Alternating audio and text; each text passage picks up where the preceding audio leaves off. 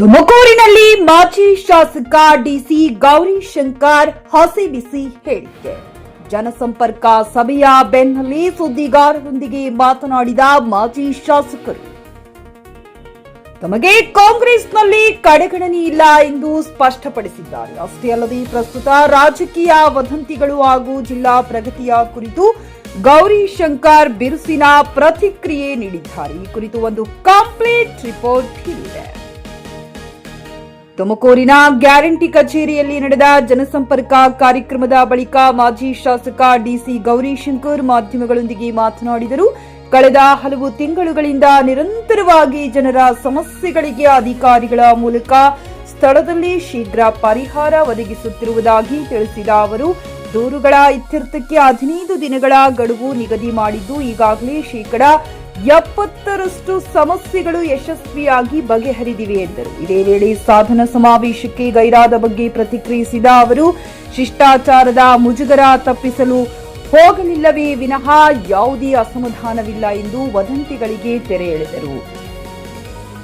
ಇದೇ ವೇಳೆ ಕಡೆಗಣನೆಯ ಆಪಾದನೆಗೆ ಅವರು ಖಡಕ್ ಉತ್ತರ ನೀಡಿದ್ದಾರೆ. ತುಮಕೂರು ಜಿಲ್ಲೆಯನ್ನ ಬೆಂಗಳೂರು ಉತ್ತರ ವಿಭಾಗಕ್ಕೆ ಸೇರಿಸುವ ಗೃಹ ಸಚಿವರ ಅಭಿಪ್ರಾಯವನ್ನ ಗೌರಿಶಂಕರ್ ಸಂಪೂರ್ಣವಾಗಿ ಬೆಂಬಲಿಸಿದರು. ಇದರಿಂದ ಜಿಲ್ಲೆಯಲ್ಲಿ ಹೂಡಿಕೆ ಹಾಗೂ ಕೈಗಾರಿಕಾ ಅಭಿವೃದ್ಧಿಗೆ ವೇಗ ಸಿಗಲಿದ್ದು, ಯಾವುದೇ ವೈಯಕ್ತಿಕ ಲಾಭದ ಉದ್ದೇಶವಿಲ್ಲ ಎಂದರು.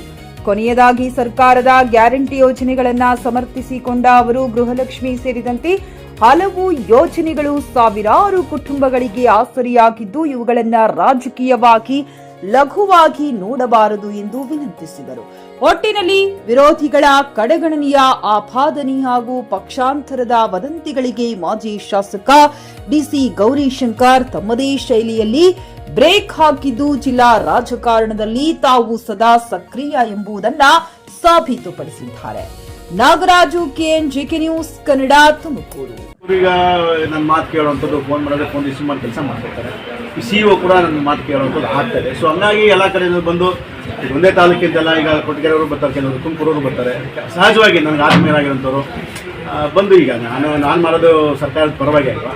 ಸೊ ಹಾಗಾಗಿ ಎಲ್ಲರೂ ಬಂದು ಭೇಟಿ ಆಗ್ತಾರೆ, ಕೆಲಸಗಳು ಆಗ್ತಾ ಇದ್ದಾವೆ. ಎಲ್ಲ ಅಕ್ಕಪಕ್ಕದವ್ರು ಬರಲಿ, ಗಡಿನಾಡು ಪಾವಗಡ ಅಲ್ಲಿ ಅವ್ರಿಗೂ ವೈಯಕ್ತಿಕವಾಗಿ ಸಮಸ್ಯೆ ಇರ್ತವೆ, ಯಾರೋ ಸಿಕ್ಕಿರಲ್ಲ, ಬರ್ತಾರೆ. ನಾನು ಮಾಡೋದು ಒಂದೇ, ವೆಂಕಟೇಶ್ ಮಾಡೋದು ಎಲ್ಲ ಒಂದೇ ಇರ್ತದೆ, ಒಂದೇ ಪಾರ್ಟಿ ಇದೆ. ಸೊ ಹಾಗೆ ಕೆಲಸ ಆಗುತ್ತೆ ಅಂತ ಬರ್ತಾರೆ. ಸಾಧನಾ ಸಮಾವೇಶದಲ್ಲಿ ತಮ್ಮ ಸರಿ ಜನಸಂಪರ್ಕ ಕಾರ್ಯಕ್ರಮ ನಮ್ಮ ತಾಲೂಕು ಗ್ಯಾರಂಟಿ ಕಚೇರಿಯಲ್ಲಿ ಸಾಮಾನ್ಯ ಅಧ್ಯಕ್ಷರಾದಂಥ ರಮೇಶ್ ಅವರ ಅಧ್ಯಕ್ಷತೆಯಲ್ಲಿ ನನ್ನ ನೇತೃತ್ವದಲ್ಲಿ ಜನಸಂಪರ್ಕ ಕಾರ್ಯಕ್ರಮ ಮಾಡ್ಕೊಂಡು ಬರ್ತಾ ಇದ್ದೀವಿ. ಈಗಾಗಲೇ ಸುಮಾರು ನಾನು ಸೋತಾಗಿಂದ ಕೂಡ ಮಾಡ್ಕೊಂಡು ಬರ್ತಾ ಇದ್ದೀವಿ. ಮತ್ತು ಒಂದು ದಿವಸ ಇಲ್ಲಿ, ಒಂದು ದಿವಸ ನನ್ನ ಗೃಹ ಕಚೇರಿಯಲ್ಲಿ ಜನಸಂಪರ್ಕ ಮಾಡೋದು, ವಾರಕ್ಕೆ 2 ಸಲ ಜನಕ್ಕೆ ಸಿಗಬೇಕು ಅನ್ನೋಂಥ ಉದ್ದೇಶ ಸರ್ಕಾರ ಇದೆ. ಎಲ್ಲ ಅಧಿಕಾರಿಗಳು ಮಾತು ಕೇಳ್ತಾರೆ, ಕೆಲಸ ಆಗ್ತಾಯಿದೆ. ಸೊ ಹಂಗಾಗಿ ಜನಸಾಗರನೇ ಬರ್ತದೆ ಕೆಲಸ ಕಾರ್ಯಗಳಿಗೆ ಬರ್ತಾ. ಪಾಪ ನೀವು ನೋಡಿದ್ರೆ ಈಗ 100 ಜನ ಇವತ್ತು ಅವರ ಅಹವಾಲುಗಳನ್ನ ತಂದು ಕೊಡುವಂಥದ್ದು ಆಗ್ತಿದೆ. ಸೊ ಸಂಪರ್ಕ ಕನ್ಸಲ್ಟ್ ಅಧಿಕಾರಿಗಳಿಗೆ ಫೋನ್ ಮಾಡಿ ಅವರ ಸಮಸ್ಯೆಗಳನ್ನ ಶೀಘ್ರ ಬಗೆಹರಿಸಬೇಕು ಅನ್ನೋಂಥದ್ದು ಕೆಲವು ಅಧಿಕಾರಿಗಳು ದೂರವಾಣಿ ಕಳಿತೀನಿ. ಇನ್ನು ಕೆಲವು ನಾನೇ ಖುದ್ದಾಗಿ ಭೇಟಿ ಮಾಡಿ ಕ್ಲಿಯರ್ ಮಾಡಿಕೊಡಿ ಅಂತ ಆಗ್ತಾ ಇದೆ. ನಾನು ಏನು ಕೊಟ್ಟಿದ್ದೀನೋ ನಾನೆಲ್ಲ ಟಾರ್ಗೆಟ್ ಕೊಟ್ಟಿದ್ದಷ್ಟೇ.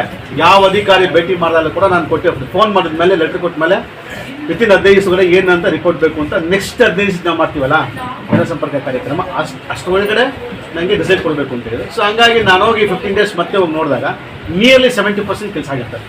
ಇನ್ 25-30% ರೆವೆನ್ಯೂ ಡಿಪಾರ್ಟ್ಮೆಂಟ್ ಸ್ವಲ್ಪ ಸ್ಲೋ ಆಗ್ತಾರೆ. ಖರೀದಿಸುವ ಪ್ಲಾನ್ ಇದ್ದೀರಾ? ಹಾಗಾದ್ರೆ ಕೇತಕಿ ಡೆವಲಪರ್ಸ್ ನಲ್ಲಿ ಮೂಲಭೂತ ಸೌಕರ್ಯಗಳುಳ್ಳ CC road, footpath, garden, under drainage, water supply, ಉತ್ತಮ ಪರಿಸರವುಳ್ಳ ಫ್ಲಾಟ್ಸ್ ಲೇಔಟ್ ಲಭ್ಯ. ಬೀದರ್, ಹುಮ್ನಾಬಾದ್ ಸೇರಿದಂತೆ ಹಲವು ಭಾಗಗಳಲ್ಲಿ ಸುಂದರ ಲೇಔಟ್ಗಳಿದ್ದು, ಅತ್ಯುತ್ತಮ ಬೆಲೆ, ಇಎಂಐ ಸ್ಕೀಮ್ ಅನ್ನು ಲಭ್ಯ. ಹಾಗಿದ್ರೆ ತಡೆಯಾಕೆ, ಹಿಂದೆ ಸಂಪರ್ಕಿಸಿ 7676474747. MD ಸಂಗಮೇಶ್ ಚಿದ್ರಿ, ಹುಮ್ನಾಬಾದ್. ಗ್ರಾಹಕರ ಸ್ಯಾಟಿಸ್ಫ್ಯಾಕ್ಷನ್ ನಲ್ಲಿ ನಂಬರ್ 1 ತೃಪ್ತಿಕರ ದಾಯಕವಾದ ಹುಮ್ನಾಬಾದ್ನ ಎಸ್ವಿ ಟಿವಿಎಸ್ ಶೋರೂಮ್ ನಿಮಗಾಗಿ ತರುತ್ತಿದೆ ಹೊಸ ಮಾಡೆಲ್ಗಳ ಹೊಸ ಬೈಕ್ಗಳು. ಇಲ್ಲಿ ಟಿವಿಎಸ್ ನ ಸ್ಪೇರ್ ಪಾರ್ಟ್ಸ್ ಹಾಗೂ ಸರ್ವಿಸ್ ಕೂಡ ಲಭ್ಯ. ಹಾಗಿದ್ರೆ ತಡೆಯಾಕೆ, ಹಿಂದೆ ಭೇಟಿ ನೀಡಿ. ನಾಗಲಕ್ಷ್ಮಿ ಧಾಬಾ ಹತ್ತಿರ, ಗುಲ್ಬರ್ಗಾ ರೋಡ್, ಹುಮ್ನಾಬಾದ್. ಹೆಚ್ಚಿನ ಮಾಹಿತಿಗಾಗಿ ಸಂಪರ್ಕಿಸಿ 8494951009.